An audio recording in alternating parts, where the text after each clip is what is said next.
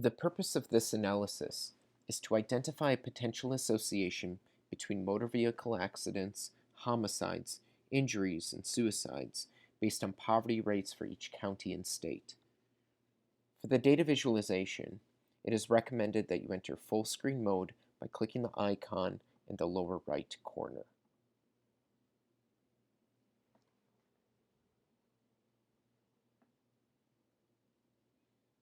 The upper left table of this dashboard shows the uninsured rate by state.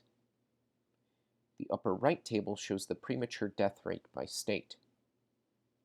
The scatter plots on the bottom show different relationships with average childhood poverty rates for each county. From left to right, the scatter plots show a relationship between average children poverty rates and average alcohol-impaired driving death rates, average drug overdose deaths, average homicides, and average motor vehicle accidents. Using this dashboard, we can filter data to a selected state. For this example, we will select Georgia from the upper left-hand table by scrolling down and selecting Georgia with the mouse. As shown, you can see the average uninsured rate in Georgia is 16.03%, with 9,430 premature deaths.